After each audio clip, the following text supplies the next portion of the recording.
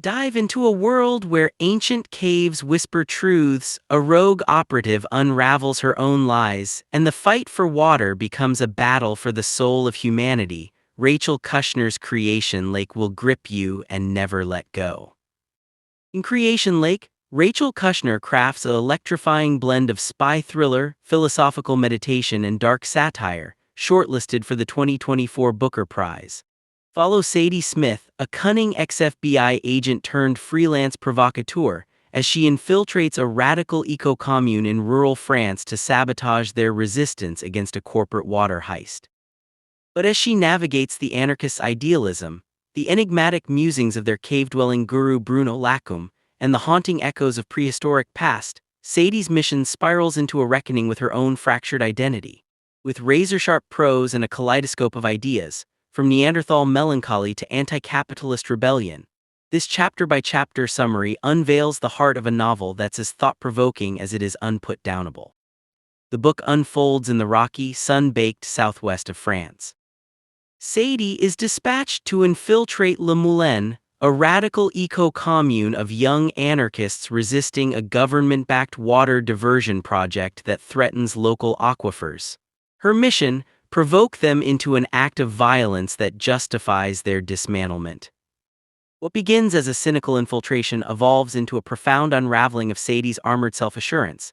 As she grapples with the commune's anti-civilizational ideals, Bruno Lacombe's haunting emails, and echoes of prehistory that question what it means to be human. Kushner's prose, spring-loaded, sardonic, and laced with erudite digressions on Neanderthals, French history, and human hubris, propels a narrative that's as intellectually voracious as it is wickedly entertaining. The novel's structure, in short, vaulting sections, mirrors Sadie's fragmented psyche, building from cool detachment to emotional fracture. Chapter-by-chapter summary, drawing on the book's propulsive arc while weaving in its thematic depths. Chapter 1: The Mission Begins. The novel opens not with Sadie but with a startling prologue on prehistory. Neanderthals, those brooding precursors to Homo sapiens, huddled in French caves like Lascaux, possibly the first smokers, their melancholy etched in ochre handprints on limestone walls. Kushner poses the primal question, what is a human being? As a lens for the chaos to come, evoking the weight of deep time against modern folly. Cut to Sadie Smith, our wild and boastful narrator, a woman of ruthless tactics and clean beauty, lounging in a Marseille hotel, nursing a hangover and plotting her approach. Formerly an FBI agent ousted after a botched entrapment of an animal rights activist, a case that left her with a taste for freelance dirty work, Sadie is hired by shadowy corporate handlers, faceless suits protecting agribusiness interests, to embed in Le Moulin, a remote anarchist collective near Gaume, a fictional town in the Dordogne. The target, a proposed megabasin project, massive plastic-lined reservoirs siphoning groundwater to irrigate industrial farms, poisoning the earth and starving smallholders. Sadie's brief is simple: gather intel, sow discord, and bait the group into sabotage that invites a crackdown. She forges her legend as Sadie, a drifter with a fabricated backstory of eco-idealism, complete with a rented Peugeot and a wardrobe of thrift store denim. As she drives into the parched countryside, past lines of poplar trees that evoke successive human generations, Sadie's voice crackles with contempt for the Trustafarian activists, for French provincial life, for her own disposable existence.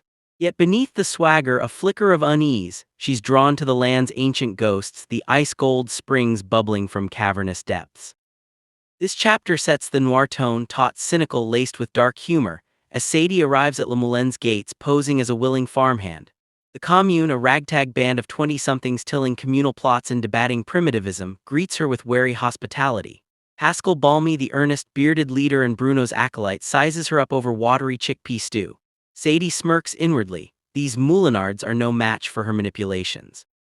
But as night falls, she hacks their Wi-Fi, glimpsing the first of Bruno's emails, rambling manifestos on ecology and extinction, and feels an unwelcome stir, curiosity. Chapter 2: Le Moulin. Sadie settles into Le Moulin's rhythms, a sprawling estate of crumbling stone barns and overgrown orchards, once a Kaget enclave, a persecuted medieval minority shunned as lepers, their history a buried vein of French resentment. She adopts the role of diligent laborer, weeding parsnips and mucking stalls, her long legs and plain face, enhanced by strategic implants, disarming suspicions. The commune's daily life unfolds in vivid, sensory detail. Dawn harvests under a Nebraskan Monsanto horizon, communal meals of foraged nettles, heated debates around a fire pit on Fourier's utopian phalansteries, and the ZAD, Zone a Defender squatter movements.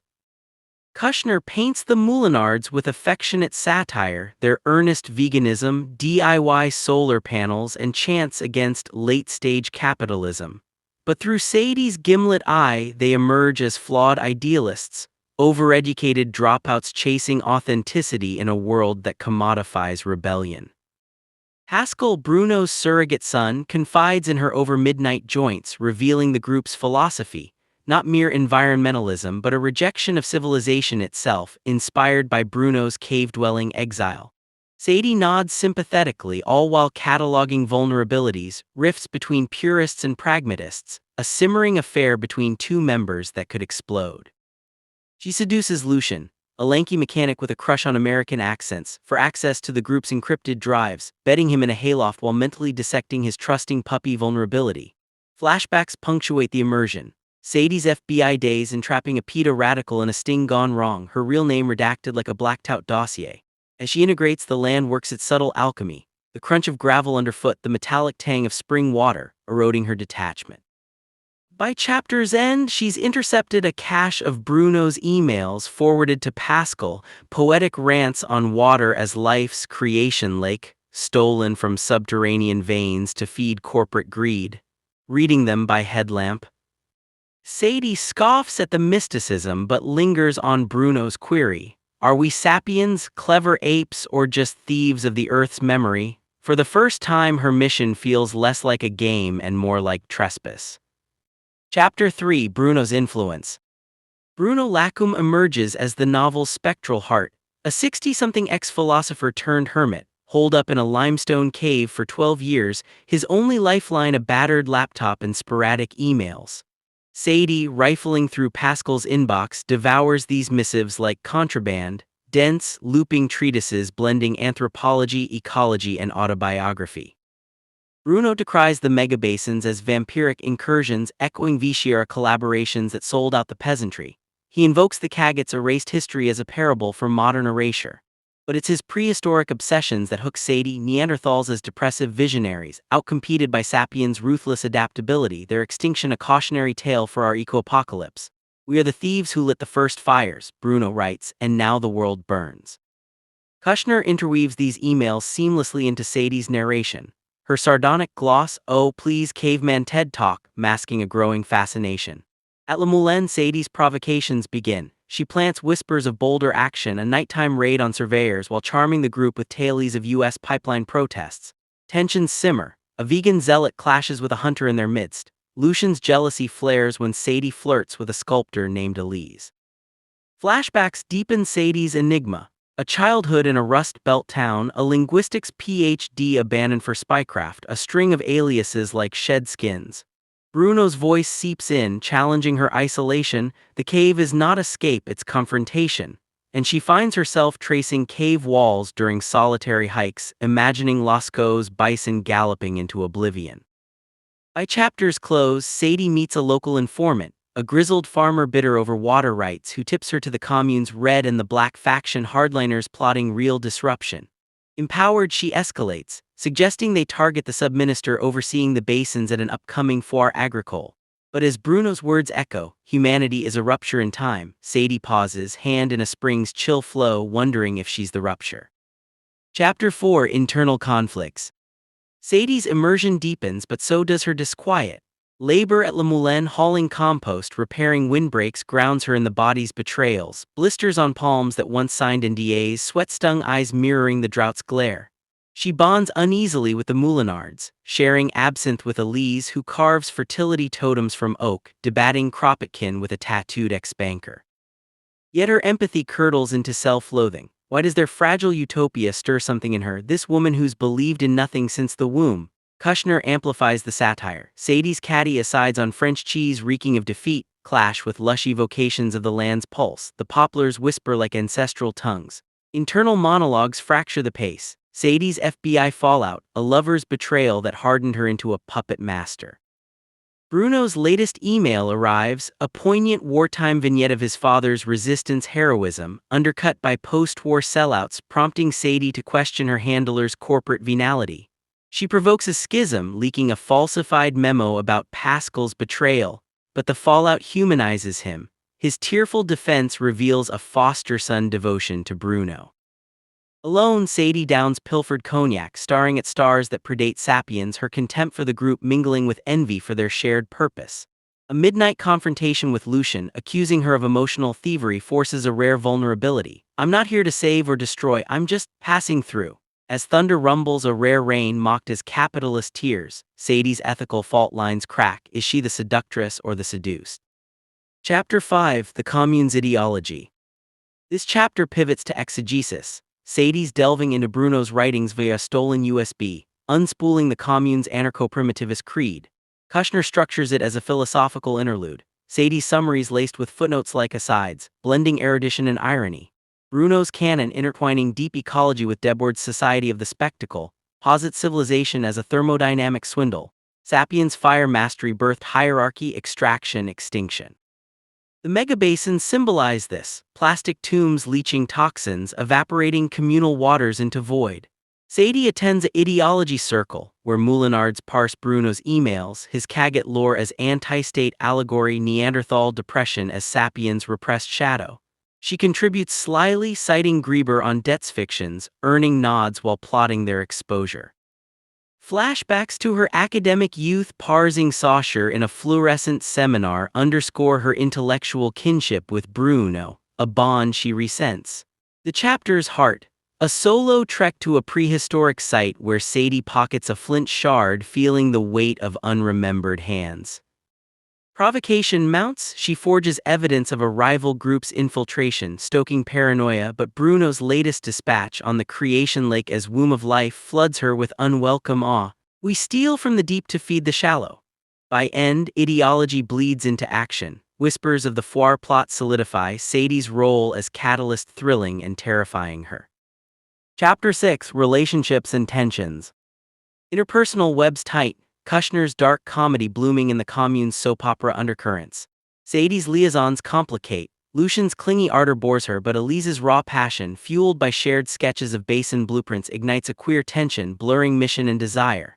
Pascal confides his Bruno worship, revealing the guru's tragic backstory: a Maoist youth derailed by 68 betrayals, a lost family in Vichy purges. Tensions erupt, a fistfight over meat smuggling, accusations of spectacle seeking that echo Bruno's warnings. Sadie fans flames, anonymous notes sowing doubt, but her catty observations soften. The Moulinard's flawed fervor mirrors her own fractured loyalties. A group hike to a ZAD outpost introduces external threats: gendarmerie flyovers, corporate spies, heightening stakes. Bruno's email interjects, a lyrical lament on poplars as sentinels of succession, prompting Sadie to trace family trees in her mind, unearthing a grandfather's dust bowl exile. Relationships peak in a bacchanal bonfire, bodies entwine, ideologies dissolve in wine and weed, Sadie straddling worlds, seducing for intel, yearning for connection. Dawn brings regret, a hungover Elise's whisper, "Stay, Sadie, build with us," pierces her armor. As she reports to handlers via burner phone, demanding more pay, doubt creeps. Are these marks or mirrors? Chapter 7: The Water Project. The megabasin looms as narrative fulcrum, its engineering horrors detailed in bureaucratic satire, state subsidies for progress that desiccate springs sacred to locals. Sadie shadows surveyors, mapping pipelines snaking like veins toward Le Moulin's aquifer. The Commune's resistance crystallizes, nonviolent at first, banner drops, petition drives, but Sadie's nudges veer radical, proposing EMP devices to fry equipment or contaminating test sites. Kushner weaves eco-history, Bruno's emails on Roman aqueducts as imperial theft, paralleling modern neoliberalism. Sadie visits the basin site, a scarred earth pit, plastic liners gleaming like wounds sealed in saran wrap, and confronts its banality: not apocalypse but slow poison. Internal conflict surges, a flashback to her FBI waterboarding stint, water as tool of control now twisted into eco-crime. Haskell rallies the group for the foire hit, targeting Sub-Minister Thierry Dubois, puppet of agribusiness, as symbol. Sadie supplies recon, fair layouts, guard rotations. But immersion erodes her, swimming in a creation lake, a hidden tarn. She hallucinates Neanderthal faces in ripples, Bruno's voice murmuring, "Water remembers theft." Tensions peak in a strategy session. Hardliners advocate arson, Pascal wavers, Sadie, feigning zeal, tips the scale toward violence. As chapter closes, rain finally breaks, a deluge mocking the drought, washing mud over her boots. She wonders, is resistance futile or is complicity the real sabotage? Chapter 8, Ethical Dilemmas. Sadie's moral quagmire deepens, the thriller pace yielding to introspective eddies. Entangled now, sharing chores, secrets, even a tentative love with Elise, she questions her dirty work. Handlers demand results, threatening cutoff, but the Moulinard's humanity chips her cynicism. Kushner probes ethics via Bruno's latest email, a Socratic dialogue on Neanderthal noble savagery versus sapiens' cunning, asking if progress is predation. Sadie reflects on her life, a chain of betrayals from academic disillusion to spy's isolation, seeing parallels in the commune's fragile bonds. Dilemmas compound, discovering Pascal's hidden cache of Bruno's unpublished manifesto. She debates leaking it to discredit them. A rendezvous with her contact, a sleazy extrees operative, exposes the opposition's rot, bribes, surveillance states. Back at Le Moulin, a betrayal unravels. Lucien uncovers her phone, accusing her of capitalist infiltration. She gaslights him masterfully, but guilt festers, nights haunted by basin visions, water levels dropping like her resolve. Elise's confession, Bruno says we're all caves waiting to echo, pushes Sadie toward rupture. Is her role infiltration or initiation? Provocation backfires, the group unites against external threats, forcing her deeper undercover. By end, alone in the barn, she smashes her burner, whispering to shadows, "What now, thief?" Chapter 9, The Turning Point. The Foire Agricole erupts in chaos, a turning point blending farce and tragedy. The fair stalls of prize goats, folk dances, sausage smoke hides the plot. Moulinard's, egged by Sadie's intel, plan to spike the sub-minister's wine with a hallucinogen, unmasking him mid-speech. But Kushner subverts expectations, no tidy thriller climax. Sadie, wired with a hidden mic, herds the group, Pascal's nerves fraying, Elise's eyes alight toward the pavilion. Flashbacks accelerate. Sadie's ouster, a lover's suicide tied to her deceptions, Bruno's cave as metaphor for buried selves. As Dubois drones on water innovations, the dropper slips but not as planned. Panic cascades, accusations fly, a stampede ensues, and in the melee massive logs stacked for a demo tumble like dominoes, crushing the minister in absurd deus ex machina. Sadie watches, complicit yet detached, as gendarmes swarm. Betrayal exposes her, Lucien's tip-off, Pascal's dawning horror. She flees into the woods, heart pounding, Bruno's words looping, "The rupture is us." The turning, cornered by Elise, knife in hand, Sadie confesses, not fully but enough. A kiss, a shove, escape. Alone by the tarn, she strips, submerging in the creation lake, emerging reborn yet raw. The lines blur, mission failed, self shattered. What consequences await? Chapter 10, Resolution. The denouement shifts to quiet reckoning, eschewing pat closure for open-ended ambiguity. Sadie vanishes from Le Moulin, handlers disavow her, the commune splinters under raids, but not before a final pilgrimage, tracking Bruno's cave via his daughter's unwitting aid, a cafe waitress with haunted eyes. The hermit, frail and luminous, greets her not with rage but recognition. The thief returns. Their dialogue, unmet dialectic made flesh, unpacks the novel's core. Humanity as stupefied apes, civilization's illusions, the seductions of power. Bruno, no saint but survivor of 68's wreckage, offers no absolution, only a mirror. Sadie's provocations accelerated the basin yet sparked wider resistance. She leaves him a flint shard, Neanderthal token, and departs, shedding aliases. Epilogue, Sadie in a nameless town, renouncing booze and screens, apprenticing as a shepherdess.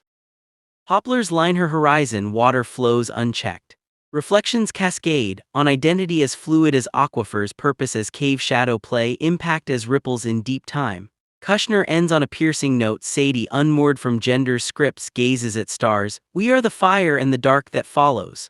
No triumph but transformation, from puppet master to pilgrim in a world still rupturing. In summary, Creation Lake is Kushner's sly reinvention of noir, a gripping philosophical thriller where espionage unmasks the eternal, our primal hungers, ideological traps, and fragile bids for meaning. That's it on Creation Lake. Plunge into Rachel Kushner's electrifying world of espionage, rebellion, and primal truths. Grab your copy now, lose yourself in the Dordogn's wild heart, and join the buzz in the comment to debate Sadie's choices and Bruno's haunting wisdom. Start your journey today, dive into the creation lake and surface changed. Don't forget to like, share, subscribe, and check out our other videos. Thanks for watching, see you next time.